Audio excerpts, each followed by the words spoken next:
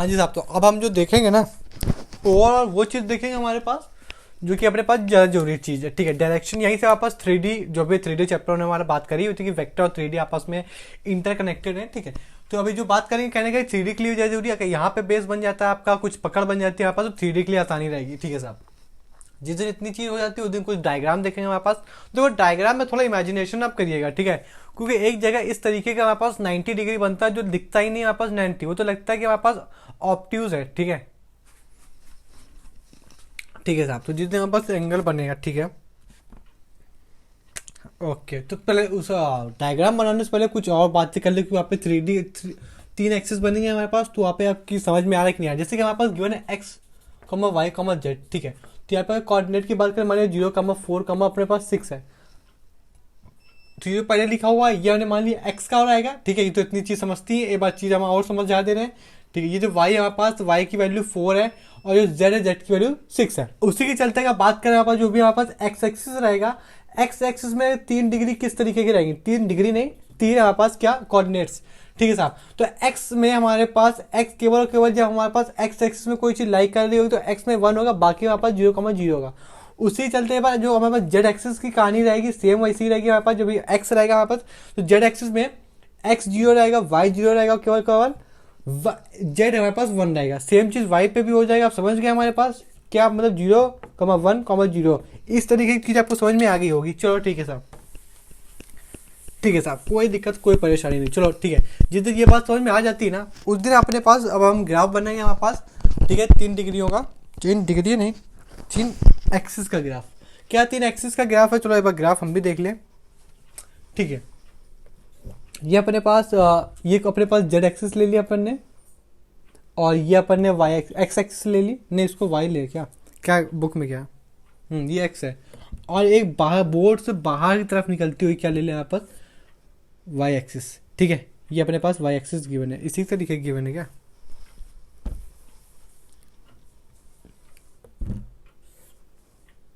ठीक है, ये सब ये जो गिवन है ये अपने पास बाहर की तरफ आती गिवन है, ये सब मान रहे हैं हम। ठीक है, उसी के चलते अगर एक कुछ पॉइंट्स अगर मान लें जो कि ओरिजिनल पॉइंट्स है हमारे पास, सबसे अच्छा पॉइंट्स है 2,3,4, यही तो है।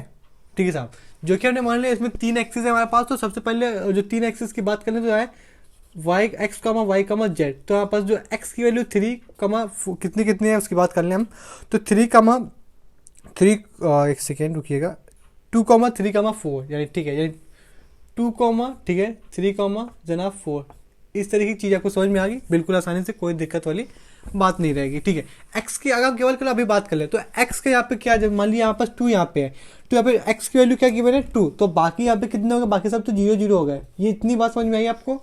ठीक है साहब, और अगर बात करें पास कहाँ पे जेड एक्सिस की, अगर बात करें जेड एक्सिस में कहीं ना कहीं यहाँ पे 4 होगा। ठीक है, अगर यहाँ पे कहीं 4 होगा जनाब, तो हमारे पास यहाँ पे जो कोऑर्डिनेट्स आ जाएंगे वहाँ पे 0,0,4 कोऑर्डिनेट्स आएंगे। ठीक है, उसी के चलते वाई कोऑर्डिनेट की अगर बात करें तो इसमें हमारे पास यहाँ पे अगर मान लेते हैं हमारे पास, तो यहाँ पे 0,3,4 आएगा। ठीक है, तो यहाँ पे हमारे पास जो कोऑर्डिनेट चलेगा उसको अगर आप सबको मिला दें हमारे पास, तो क्या सिनेरियो रहेगा। ठीक है, सबसे पहले अगर इसको मिला दें हमारे पास, 2, कितना रहेगा, 2,0,0। ठीक है साहब, उसी के चलते भाई इसको मिला दें। चलो हम कुछ तो कर ही नहीं सकते, कोऑर्डिनेट लिख दिया, यहाँ पर 9 का काम कर रहे हैं अपन, 9 में पड़ा हुआ तो कोऑर्डिनेट सिस्टम, उसी बात हमने मिला दिया। एक बार अपन इसको भी मिला दें,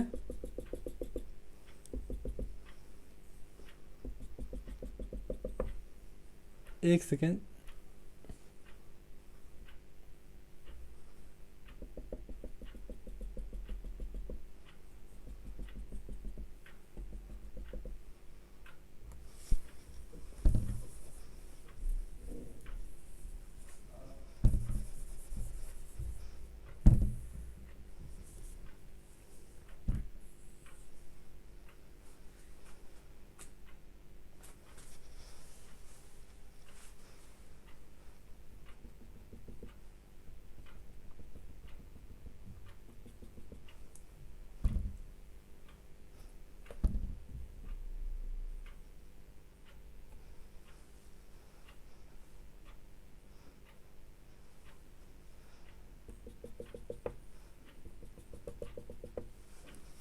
अबे यार कोऑर्डिनेट टेबल,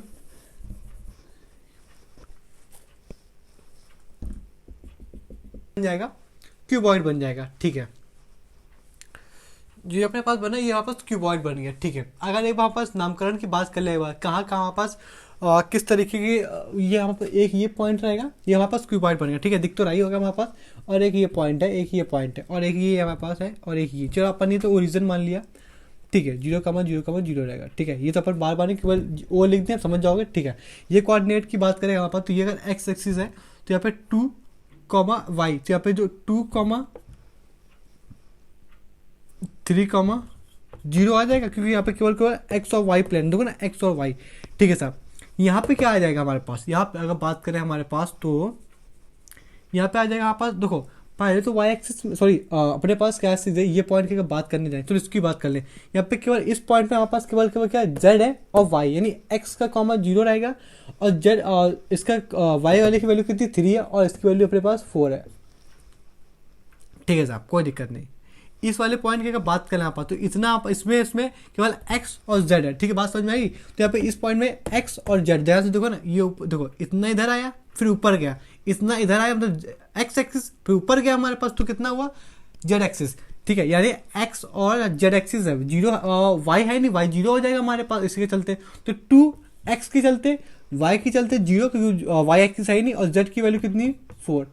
ठीक है, इसमें क्या है, इस वाले पॉइंट को ध्यान से देखोगे ना साहब, इस वाले पॉइंट को आप अगर ध्यान से देखो, तीनों एक्सिस है। कैसे तीनों एक्सिस है, एक तो हमारे पास एक्स एक्सिस में चला, ठीक है, फिर थोड़ा देखो एक्स एक्सिस में चला, फिर थोड़ा जेड एक्सिस में चला, और थोड़ा बाहर आया, नहीं समझ में आया, पहले जेड एक्स एक्सिस में चला, फिर जेड एक्सिस में चला, फिर वाई एक्सिस के चलते बाहर आ गया। इसमें तीनों पॉइंट आ गए हमारे पास। तीनों पॉइंट कौन कौन से हो जाएंगे, 2,3,4। ठीक है, बात आ गई हमारे पास आपके सामने।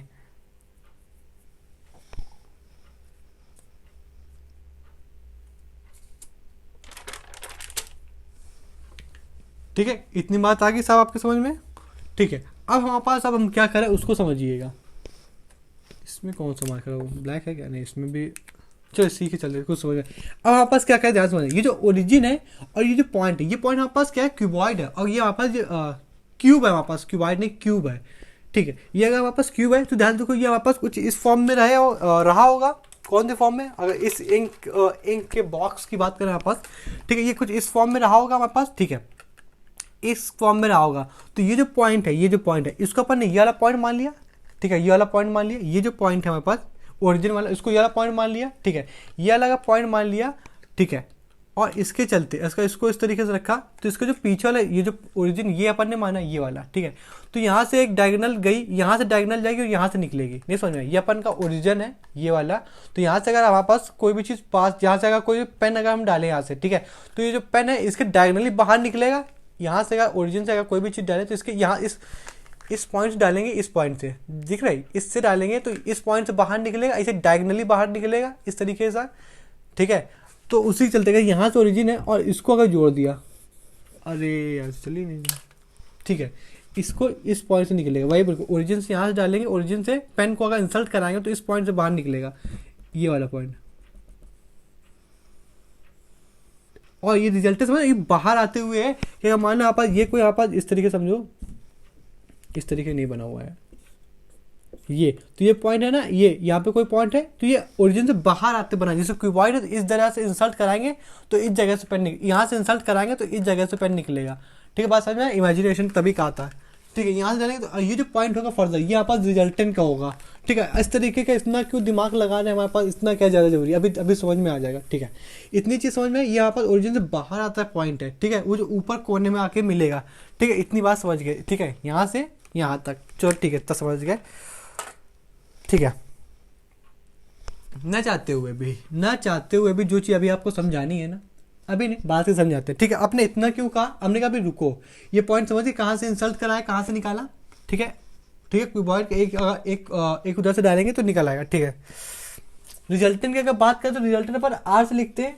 ठीक है साहब, और यहाँ से आपको ये पता चलेगा कि इसको कोसाइन क्यों बोलते हैं। कोसाइन का मतलब ये होता है वापस केवल कॉस, तो केवल कॉस ही क्यों, टेन सेक कॉसेक साइन क्यों नहीं, केवल कॉस ही क्यों, इसका भी बताते हैं आप। देखो ध्यान से देखो, अपन ने एक एंगल बना दिया 90 डिग्री वाला, इसको अपन अल्फा बोल दिया, ये 90 हो गया हमारे पास। ठीक है साहब, ये अपन ने जो एंगल लिया हुआ है, ये जो ट्रायंगल लिया हुआ, कहीं से नहीं लिया हुआ, केवल कोई ये ट्रायंगल लिया हुआ है। एक तो अपन अगर नामकरण करते ए, और ये जो पॉइंट है ये क्यूबॉइड वाला, ये बाहर आता है वो, ये जो पॉइंट है बी और सी। तो ये जो चीज़ है जहाँ से मैंने ए कहाँ, ये ओरिजिन हो गया हमारे पास, बी ये पॉइंट हो गया, और जनाब ये सी ये, ठीक है। तो यहाँ पे अपने पास 90 बनेगा। यहाँ से अगर जोड़ दे ट्रायंगल, ये इसको अगर हाईलाइट कर दें, ये वाला पॉइंट, तो यहाँ से चला हम 90 बनेगा। अब ये मत समझना, ये एक क्यूबॉइड है हमारे पास, एक क्यूबॉइड के अंदर ध्यान देखो, ये अगर क्यूबॉइड है, इसके अंदर कोई सा भी ट्रायंगल बनाया जाए, ये ध्यान इतना समझ में आ ही रहा होगा। अब इसमें मत कंफ्यूज होइएगा कि ये 90 तो हमें दिख ही नहीं रहा है इस तरीके से, ये तो 90 से कम है। ये 90 से कम नहीं जनाब, ये 90 है। पूछो कैसे 90 है? हाँ, जैसे कि बात करो, ये चीज़ है, ठीक है। ये हमारे पास ये जो अभी आपको क्यूबॉइड है, ठीक है, क्यूबॉइड के अंदर समझो, ये हमारे पास क्यूबॉइड का हमने डायगोनल जोड़ दिया, ठीक है, डायगोनल जोड़ दिया। अब ये डायगोनल मान लीजिए ये जो बेस है वहाँ पर, ये डायगोनल है, ठीक है। अब ये जो चीज़ है, ये यहाँ पर ये जो चीज़ है, ये बिल्कुल सीधी है, ये चीज़ समझो बिल्कुल स्ट्रेट है, स्ट्रेट है, स्ट्रेट स्ट्रेट स्ट्रेट, ठीक है साहब।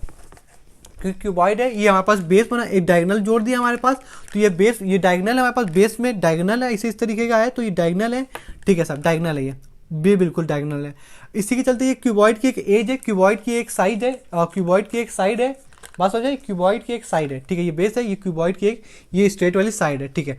अब वहाँ से हमने कहा था नीचे नीचे, जो हमने कहा था एक पॉइंट को अगर इस इंसल्ट कराओगे तो निकलेगा, एक कोने से इंसल्ट कराओगे दूसरे कोने में निकलेगा हमारे पास। तो ये देखो, ये बेस हो गया हमारे पास, ठीक है, ये इसके परपेंडिकुलर एक एज हुई, ठीक है। कोई भी चीज़ आप फर्श, मान लो फर्श है, तो फर्श में अगर कोई भी चीज़, अगर दीवार खड़ी हुई है हमारे पास, वॉल अगर सरफेस पे खड़ी हुई, तो जो वॉल और जो सरफेस का एरिया कितना बनेगा, 90 बनेगा।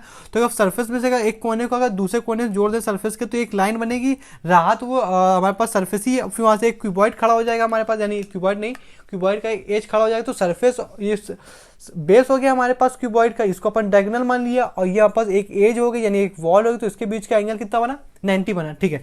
अब उसी चलते हमने कहा कि क्यूबॉइड के अंदर एक क्यूबॉइड है, जैसे रूम के अंदर एक हमारे पास ये जो चीज़ बोली गई, तो रूम अपने पास एक क्यूबॉइड, सॉरी क्यूब है ना, क्यूबॉइड नहीं सॉरी क्यूब है, ये इसको ये क्यूबॉइड की शेप का है ना, इस वजह से क्यूबॉइड निकल रहा है, ठीक है।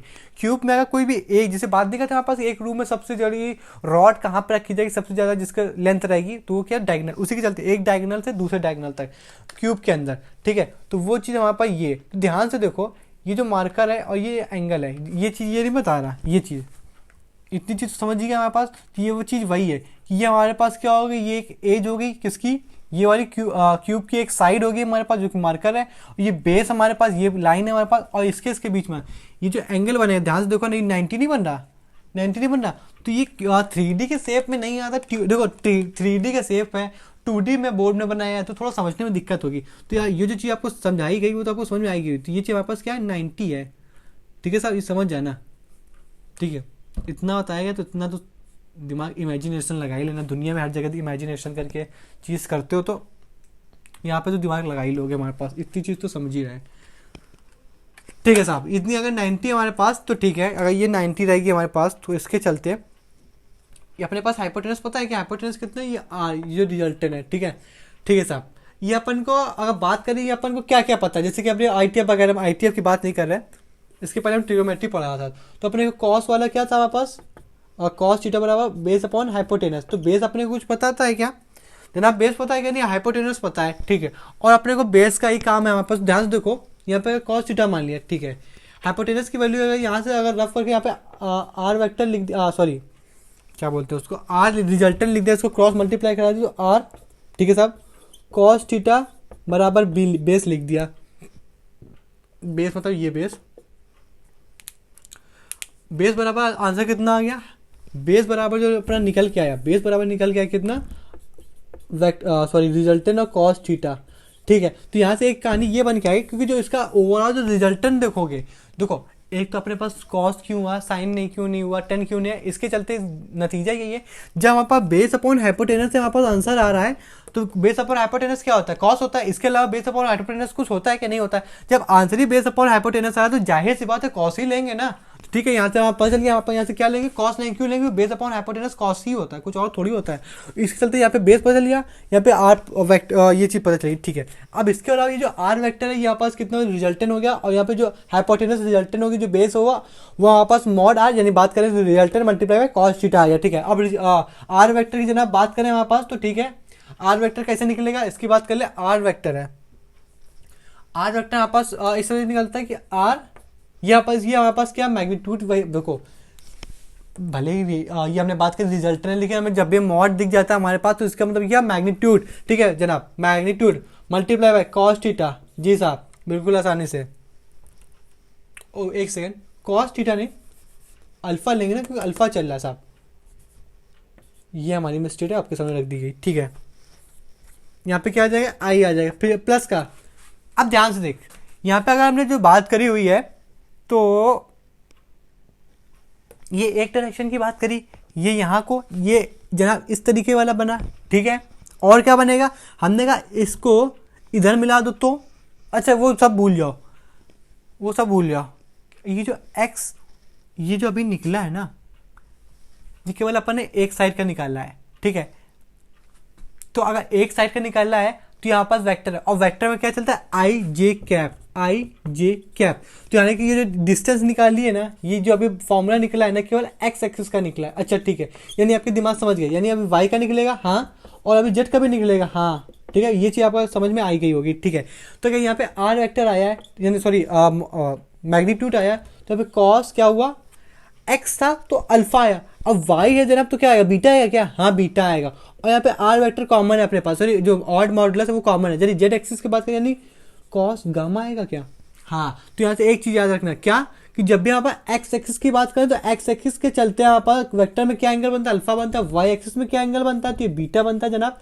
और एक्स एक्सिस में बात करें तो क्या बनता है, गामा बनता है। ये चीज अगर आपको समझ में आ गई होगी तो चीज याद रखना, क्योंकि ये क्वेश्चन आपके पास गिवन होंगे, उसको याद रखने का तरीका है साहब, ठीक है। तो यहाँ से एक चीज समझ में आ गई अपने को, ठीक है ठीक है ठीक है ठीक है ठीक है ठीक है। ये चीज पहली चीज तो आप ये नोट कर लीजिए, ये पूरी क्वेश्चन यहाँ पास एक्स का वाई का ही जेड का है, ठीक है। अब इसको अपन रफ नहीं करेंगे, यहाँ पे अपन ने निकाल लिया किसका, एक्स का। अब दोबारा बार बार डायग्राम बना के एक बार जेड का एक बार बीटा का बताएं, यानी वाई का बताएं, जेड का बताएं। एक से समझ गए, एक से ही समझने में इतना टाइम बना, जाहिर सी बात है क्यों, क्योंकि 3D का डायग्राम है, 2D में पढ़ रहे हैं तो दिक्कत तो होगी, ठीक है।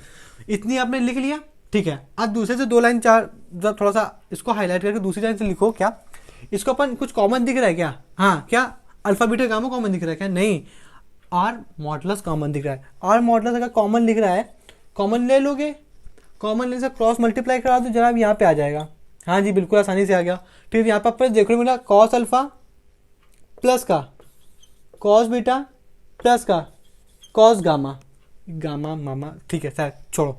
अच्छा अच्छा अच्छा ठीक है। फिर उसके बाद दूसरी चीज ये याद रखो, ये तो आपने लिख लिया, दूसरी चीज आप क्या याद रखोगे, ये याद रखोगे, उसको भी डिब्बे के अंदर पैक कर लेना, ठीक है साहब। इतना रफ कर दें, चलो ठीक है, ऊपर वाला भी कर दें, हेडिंग डल गई, ठीक है साहब। इतनी चीज अगर समझ में आ गई तो दूसरी चीज ध्यान दो, ये किसी का फॉर्मूला बन रहा है क्या, ये किसी का फॉर्मूला बन रहा है क्या, हाँ ये तो आर वेक्टर, ये तो डायरेक्शन का फॉर्मूला। डायरेक्शन मतलब, अबे डायरेक्शन मतलब क्या, ये आर कैप मतलब डायरेक्शन, ये आर कैप का फॉर्मूला ही तो होता है, आर वेक्टर अपॉन उसका मैग्नीट्यूड, ठीक है। तो यहाँ पे अब यहाँ पे देखो ध्यान से चीज समझने वाली है। एक चीज और, अभी आपको थोड़ा सा एल आई, ये क्या है, ये क्या है साहब, एल आई लिख दिया आपने, आई कैप, यहाँ पे क्या लिखोगे, एम जे कैप प्लस का एन लिखोगे आप, एन के कैप, ये क्या है। तो जनाब अब यहाँ से कर लो थोड़ी सी आर के डाल के लिख लो, आर के क्या है, आर के क्या, आर के मतलब है जाना रिमार्क, ठीक है साहब। अभी आपको चीजें बिल्कुल आसानी समझ में आ जाएंगी।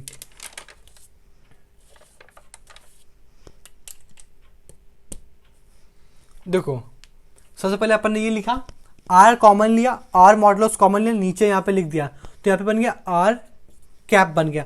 आर कैप बने तो यहाँ पे ये चीज लिखी हुई है, अच्छा ये चीज है क्या, अब हम आपस सामने आपके लिख दे रहे हैं। जहाँ कहीं भी इस तरीके का लिखा हो, क्या लिखा हो, ये चीज तो ध्यान समझ लेना, क्या चीज, कॉस अल्फा को हम एन लिखेंगे, कॉस बीटा को हम एम लिखेंगे, और कॉस गामा को एन लिखेंगे। समझ में नहीं आया आप क्या बोल दिया, इतनी चीज समझ में, पर इतनी चीज तो आप लिख लो, कॉस अल्फा को बराबर एल लिख लो, कॉस बीटा को बराबर में एम लिख लो, कॉस गामा को एन लिख लो। अभी आपको बिल्कुल कंफ्यूजन अभी आपका खत्म करते हैं। कंफ्यूजन सिंपल से यही था, और अरे यार तो नहीं, यहाँ पे जो कोऑर्डिनेट थे कितने था, 2 इधर आया, इधर 3 था, ठीक है।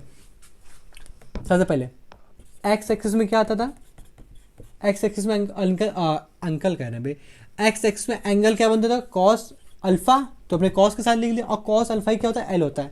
जेड एक्सिस में क्या बनता है, कॉस बीटा एम लिखते हैं। अबे यहाँ पे वाई एक्सिस में क्या लिखते हैं, एम लिखते हैं, बीटा आता है, ठीक है। जेड एक्सिस में क्या बनता है, कॉस गामा, और इसको क्या लिखते हैं, एन लिखते हैं। ये चीज़ एक जगह पे, ये रिमार्क में ही जगह, ये भी लिख लेना हमारे पास, ठीक है। इतनी चीज़ समझ में आई, ठीक है।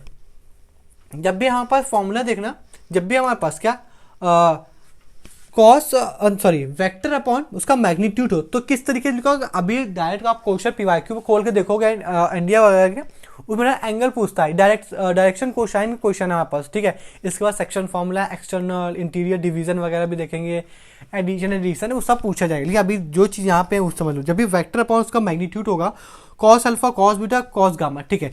ये चीज़ तो बेसिक चीज समझ में आई। जब भी हमारे पास क्या रहेगा, फिर से देख लो, वेक्टर अपॉन मैग्नीट्यूड रहेगा तो इस तरीके से लिखा जाएगा। लेकिन हमने क्या देखा हमने कि वेक्टर अपॉन मैग्नीट्यूड को तो हम जनाब क्या लिखते हैं, ये तो फॉर्मूला होता है, किसका फॉर्मूला होता है, आर कैप का। आर कैप डायरेक्शन है, तो जिस दिन में ये formula vector upon vector upon magnitude बदल जाता है किसमें, डायरेक्शन वाले में, उस दिन हमारे पास cos alpha, cos gamma, cos beta, L M N respectively में बदल जाता है हमारे पास। जैसे यहाँ पे फॉर्मूला आर कैप में बदल गया, उसी के चलते cos beta gamma l M n में रिस्पेक्टिवली बदल गए, ठीक है। इसकी जगह ये, इसकी जगह ये, इस चीज की बात समझ में आई, ठीक है। कोई दिक्कत परेशानी नहीं, समझ में नहीं आया, थोड़ा सा वीडियो रिवाइंड बैक करो, you will be able to kill this types of problem and concept also, ठीक है, ठीक है,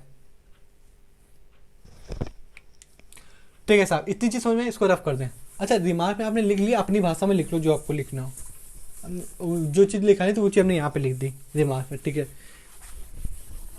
अभी आपको ये चीज़ अभी 90, ये चीज़ आपको समझ में आई, 90 बना। अभी एक जगह और मिलाएंगे, वहाँ पे अभी आपको नहीं समझ में आएगा हमारे पास कि 90 बना कि नहीं बना, ठीक है। अब थोड़ा सा जगह छोड़ना, फिर वहाँ से लिखना क्या, हमने बोथ साइड अपन ने मॉडल्स, अपनी भाषा में लिख लो कि बोथ साइड अपन ने मॉडल्स ले लिया, ठीक है। अपन ने जिस दिन दोनों साइड मॉडल्स लिया, आई कैप, ठीक है, जे कैप एंड के कैप, ठीक है साहब। यहाँ पे अपन ने मॉडल्स बना के रखे रहे, अपन ने फॉर्मूला अब तो बार बार लिखने कोई मतलब ही नहीं, अपन ने तो पढ़ ही लिया है। क्या चीज़ पढ़ ली उसकी बात कर लें।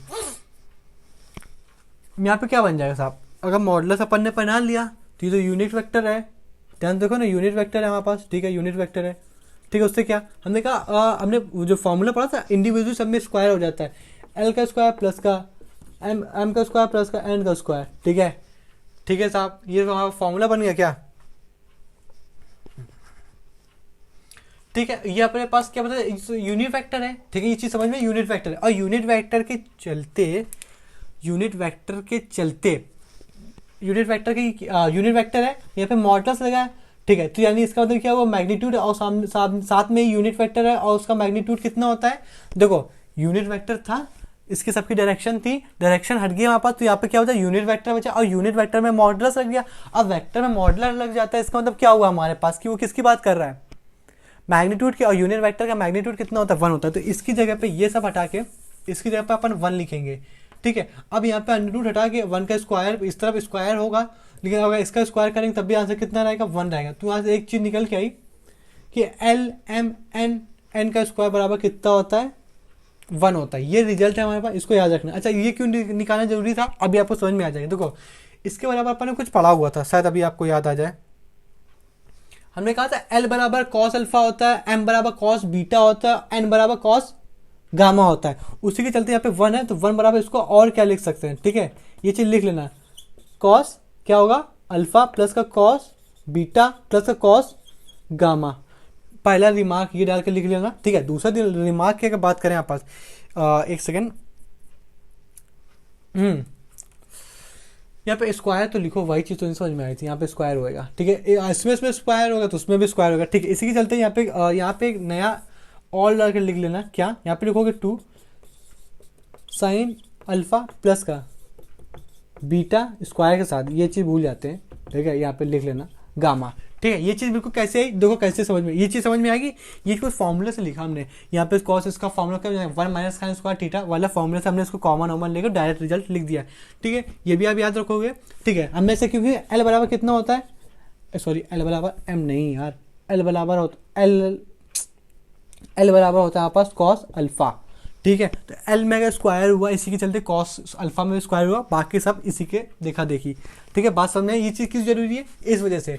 मान लो कल को अगर हमारे पास कोई सा भी एंगल निकल, उसने बोल दिया हमारे पास क्वेश्चन वाले ने कि आप अल्फा एंगल गिवन है, अच्छा ऐसा भी नहीं बोलेगा, वो बोलेगा हमारे पास क्या कि जो एक्स एक्सिस में बन रहा है, कोई सा भी बोल देगा हमारे पास, कोई सा भी वेक्टर है वो एक्स एक्सिस में इतना बना रहा है और बीटा और वाई एक्सिस में इतना बीटा एंगल बना रहा है। ठीक है, अल्फा की जगह एक्स बोल रहा है तो आप अल्फा की जगह यहाँ पे रखोगे, बीटा की जगह यहाँ रखोगे, और कह रहा है फाइंड द गामा, तो गामा आपको फाइंड करने कह रहा है, तो यहाँ पे इसका बराबर कितना होता है 1 होता है, यहाँ पे वैल्यू रखोगे और गामा की वैल्यू यहाँ से निकाल लोगे। बात समझ में आई, ओवरऑल चीज़ समझ में आई, ये चीज़ आप लिख लीजिएगा, इतनी चीज़ अगर लिख ली होगी तो ये भी दिमाग है, और थोड़ी इसी में और डाल के उसके सेकेंड दिमाग डाल के लिख लेना। ठीक है,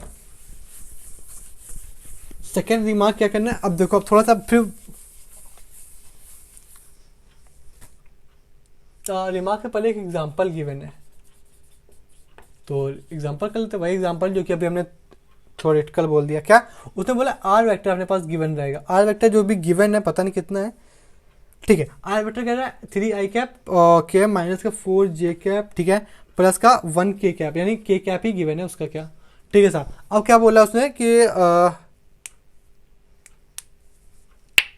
ठीक है, अपने को एंगल निकालना रहेगा, क्या निकालना रहेगा, एंगल निकालना रहेगा। ठीक है, एंगल निकालना रहेगा, तो उसमें क्या अपने को, ठीक है, अपन निकाल ही लेंगे। ठीक है, ठीक है, इसका अपन वो निकाल लें, तो वेक्टर गिवन, वेक्टर गिवन जैसे बाद इसका मैग्नीट्यूड निकाल लेंगे हम। ठीक है, आसानी से निकाल लेंगे हमारे पास। ठीक है, अंडर रूट के नीचे क्या लेते हैं, इसका 3 का स्क्वायर 9 आ जाएगा, प्लस का 16 और प्लस का यानी 25, यानी अंडर रूट के अंदर कितनी ओवरऑल वैल्यू कितनी आ जाएगी, प्लस का 1 कर दो 26 अंडर रूट के अंदर। अब जब एक एक के नीचे लिख लिया अंडर रूट यहाँ पे 26, ये चीज़ अगर आपको समझ में आ गई होगी तो, क्योंकि हमने बहुत बार ऐसे ऐसा किया हुआ, पूरे में लिखा, होल में है, इंडिविजुअली में डिवाइड करके लिख लिया। ठीक है, अब हमने कहा इसमें एल की वैल्यू बताओ, तो एल की वैल्यू कौन सी होगी हमारे पास, जो एक्स की होगी, एम की वैल्यू कौन सी होगी, जो वाई की होगी, एन की वैल्यू कौन सी होगी, जो जेड की होगी। ठीक है, एल की वैल्यू क्या आ जाएगी, बराबर आ जाएगी 3i/√26। ठीक है, अल्फा के एंगल बताओ, अल्फा का एंगल बताओ, तो यहाँ पर लिखो ये बराबर ये होता है यहाँ पर 3/26√26। यहाँ से कॉस हटाओ, कॉस वहाँ जाके इनवर्स बन जाएगा, यहाँ पे आंसर आ जाएगा। बताओ, इतनी चीज़ समझ में आ गई होगी तो कुछ कहना ही नहीं है हमारे पास। ठीक है, इसी चलते हम निकाल लोगे यहाँ पर, इतनी बड़ी बात तो हमने कुछ करी ही नहीं है। ठीक है, लेकिन हम जो 2 चीज़ भूल गए उसकी बात कर लेते हैं। ठीक है, ये एग्जाम्पल था, एग्जाम्पल हो गया। ठीक है, अब हमारे पास रिमार्क डाल के लिख लेना। ठीक है, रिमार्क की बात कर लें, क्यों इतनी देर से चिल्ला रहे हैं। ठीक है, रिमार्क की अगर बात करें आप, जिसे बोला हमने आर वेक्टर बराबर यहाँ पे मॉडुलस के अंदर यहाँ पर मैग्नीट्यूड कॉस अल्फा प्लस का यहाँ पे भी कॉस बीटा, यहाँ पे काहे लगा रहे हैं बे, यहाँ पे प्लस का आर कॉस अल्फा। ठीक है, ये हमारे पास क्या है, ये है प्रोजेक्शन। प्रोजेक्शन मतलब होता है परछाई। अब इसके क्वेश्चन आपने देखे होंगे, सीधी सीधी लेमन लैंग्वेज समझो, इसका प्रोजेक्शन है, इसका मतलब projection of x axis, x axis का प्रोजेक्शन है। प्रोजेक्शन यहाँ पे प्रोजेक्शन अगर लिख दें, प्रोजेक्शन है यहाँ पे लिख दिया, यहाँ पर किसका है, ये वाई एक्सिस का है। सेम ये प्रोजेक्शन किसका है, ऑफ जेड एक्सिस का प्रोजेक्शन है। ये प्रोजेक्शन, एक सेकेंड ऐसे शायद रुक जाओ, प्रोजेक्शन ऑफ बात रुक जाओ, प्रोजेक्शन ऑफ आर वेक्टर। ठीक है, हाँ, प्रोजेक्शन ऑफ आर वेक्टर किसमें, ऑन एक्स एक्सिस। हाँ, ये इंग्लिश सही लिखी है, projection of r vector on y axis. ठीक है, अभी देखो थोड़ा ज्ञान और दे देते हैं इसके ऊपर। प्रोजेक्शन ऑफ आर वेक्टर कहाँ पे, जेड एक्सिस पे इसका प्रोजेक्शन रहेगा। ठीक है, रुक जाओ, क्या क्या समझ में नहीं आया। आर वेक्टर ये है, आर वेक्टर का ये आर वेक्टर इसको यहाँ पे चढ़ गया। ठीक है, आर वेक्टर यहाँ पे चढ़ गया। ठीक है, प्रोजेक्शन मतलब बता कि एक साइडो बनना। ठीक है, अगर यहाँ से अपन यहाँ पे पहुँच गए, फिर उसने कहा अगर तुम किसकी बात करो, अल्फा की बात करो, अल्फा किसका पार्टिसिपेंट है, किसका पार्टनर है, एक्स एक्सिस वाले का। ठीक है, अपन यहाँ पे चढ़ गए, अपन ने कहा कि इसमें परछाई बनेगी, मतलब परछाई तो तभी बनेगी जहाँ पास क्या हो, कोई लाइट इंट्रोड्यूस होगी।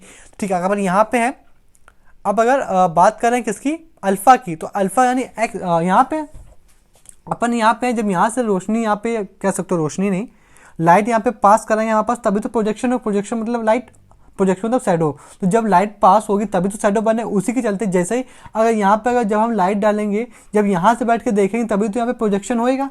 सेम चीज़ यहाँ पे अगर हम आर पे बैठे हैं और जब वाई एक्सिस में अगर प्रोजेक्शन डालेंगे तभी तो शैडो बनेगी। जब वाई एक्सिस में हमारे पास रिजल्टेंट था तब उसमें प्रोजेक्शन कहाँ बनेगी, वाई एक्सिस में। ठीक है, इस वजह से आर में बैठे हैं हमारे पास और जेड एक्सिस में प्रोजेक्शन डालेंगे तब हमारे पास उसका एंगल। ठीक है, कल को इस तरीके के क्वेश्चन बोलेंगे कि यहाँ पर जेड एक्सिस का प्रोजेक्शन बताओ जनाब, जेड एक्सिस का प्रोजेक्शन बताओ, तो आप बोलोगे, खुला बोलोगे आप, मॉड के अंदर ये मैग्नीट्यूड है कॉस गामा और यहाँ पे प्रोजेक्शन का एंगल आप गामा के तरीके निकालोगे, जैसे इसके पहले वाले क्वेश्चन में किया था। चलो ठीक है, यहाँ तक की बात अगर समझ में आ जाती है जनाब, तो इसके बाद अगर कुछ रिमार्क है उसकी बात कर लें हम। रिमार्क के चलते अगर बात कर लें आप, यहाँ पे कल को रहेगा आर वेक्टर, एक सेकेंड, यहाँ पे आर वेक्टर रहेगा तो आप लिखोगे आई कैप, यहाँ पे जे कैप, यहाँ पे जेड के कैप। ठीक है, लेकिन यहाँ पे अगर जब हमारे पास यहाँ पे वेक्टर रहेगा तो इस तरीके का रहेगा, लेकिन कल यहाँ पर डायरेक्शन आ जाएगी, डायरेक्शन को साइन, तो यहाँ पे लिखो I cap M J cap plus का एन के कैप। ठीक है, लेकिन अब देखो केवल का फर्क किस चीज़ का है, ध्यान से देखो फर्क किस चीज़ का, यहाँ पे Z2 नहीं जेड है। ठीक है, यहाँ पे जो फर्क है वो सिर्फ इतनी चीज का है जो हमें पास दिख रहा है कि यहाँ पे जब वेक्टर है तो यहाँ पे एक्स वाई जेड है, और यहाँ पे जब डायरेक्शन की बात आ गई तो यहाँ पे एल एम एन है। तो ये है क्या हमारे पास, तो ठीक है, ये हमारे पास डायरेक्शन लिख लेना कि बहुत कंफ्यूजन हो जाए 3D की बात में, और वेक्टर और 3D साथ साथ चलता है हमारे पास। ठीक है, डायरेक्शन यहाँ पास क्या है, डायरेक्शन रेशियोज है। ठीक है, और ये हमारे पास क्या है, ये हमारे पास है डायरेक्शन कोसाइन। कोसाइन मतलब समझते हो, कोसाइन मतलब यहाँ से कॉस, और कॉस का बराबर cos alpha, cos beta, cos gamma. ये क्या है, देखो रेशियोज वगैरह 3D में चलता है हमारे पास, यानी पूरा कोऑर्डिनेट का काम है, यानी इस वाले ब्रैकेट का काम है। ठीक है, इनमें कंफ्यूज ना हो जाए तो आराम से लिख लेना हमारे पास, यहाँ पे डाल देना 3D। ठीक है, जब यहाँ पे वेक्टर आएगा एक्स वाई जेड, ये तो कोऑर्डिनेट सिस्टम है। कोऑर्डिनेट सिस्टम जनाब किस में रहता है वो आपको जानते ही हो, हमारे पास किस में रहता है, वेक्टर में रहता है कि हमारे पास ज्योमेट्रिक में वगैरह वगैरह वगैरह क्या में